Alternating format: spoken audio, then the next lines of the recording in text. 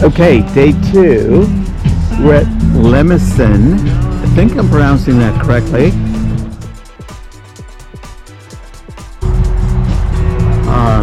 Their production facility. In the distance over there, you can see the steel fermentation tanks. There is a destemmer right there. Rotating this way is their tasting room, and we'll check it out.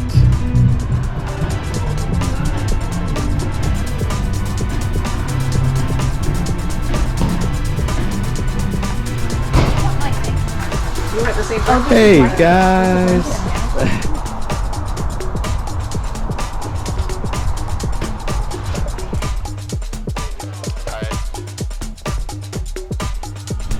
Welcome to Lemelson Vineyards. I'm Delaney Kaiser. I'm the hospitality lead here, and we're going to do a little walkabout. So this is our fermentation hall. This whole building was built in 1999 and finished up in 2001. Straight through here we have 25 fermenting tanks which are doing their job right now. We pulled our last bit of fruit in for harvest yesterday, so now all of these tanks are filled and the process is starting. We are letting them sit in tanks. They're cold soaking now for about 3 days, and then we'll be actively doing punch downs, push overs, which is re-entering oxygen into the wine, helping the fermentation process, getting the yeast activated and everything. The fun part about our gravity flow building is each floor flows seamlessly into the next floor. So all of our lines here drop directly 30 feet below into our barrel rooms. We have 5 barrel rooms that really are amazing. I'll actually show you the drop down process. And how long typically is your alcoholic fermentation? We actually do a Like little 7 to 8 days-ish? 7 to 8 days, but Yep. we leave the skin on for a little longer. We'll leave them on for a couple weeks. Okay. We like to really extract the flavors and really extract all of the complexities from the skins into the wine, making it a really easy, natural process. So, And does it continue on with the malolactic fermentation in the steel tanks, or then does it actually go downstairs into other vats? we'll barrel it, and Okay. then that's where the other fermentation process will happen. So we barrel our wines for about 16 months. Most of them are in single vineyard blocks, so we'll have about 20 barrels of neutral French oak, and then we'll have about 20 barrels of brand new French oak, and then we'll blend these in these tanks, and then we actually have our own bottling line downstairs, so we're able to do 100% of the processing right here on site, bringing the grapes in from across the street, fermenting, blending, barreling, and bottling, and then pouring in your glass. Yes. See these lines that come through these concrete Gotcha. tongs? I see it. So they're just lines that go directly down, Yep. and we're able to feed our tubes in and just let the gravity do its thing, the wine flow down, making it a really easy process for us too. Mind if I get closer to the tanks and stuff? So 2024 Yep. Pinot Noir Yep. from our Meyer Vineyard, Gotcha. Block 6C. So it's just a specific acreage that we have in Gotcha. that site. Gotcha. And what's your temperature right now? We are at 65.7 degrees. Right. You actually pull the tanks down? We can. Okay.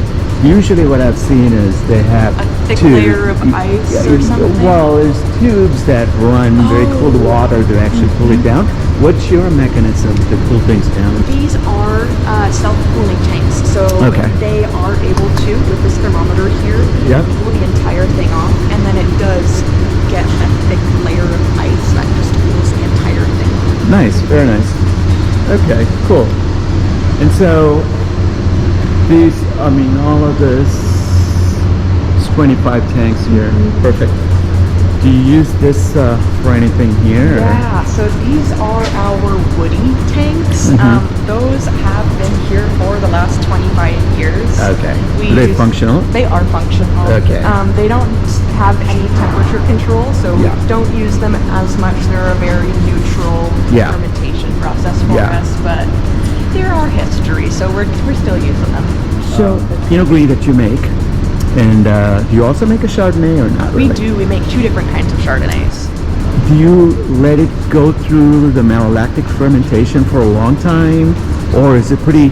You want to keep it crisp and you cut it off pretty fairly soon? We do let it go through full mallow, Oh, you do. but we also want it to have a crisper taste. So Yeah. we end up using a lot of neutral French oak instead of new French oak to keep it light, but we also have it in there for 15 months, 14, 15 months. But we're not trying to overly oak or get anything super buttery in Sure. our wine. So it is trying to go for a higher acidity. We finish it in stainless steel, keeping it clean. I do think with our barrel select Chardonnay, that is the one that we let go through full mallow, and if we were to cut it off, it would be our Willamette Valley blend, which is a more citrusy, a brighter Chardonnay. Okay.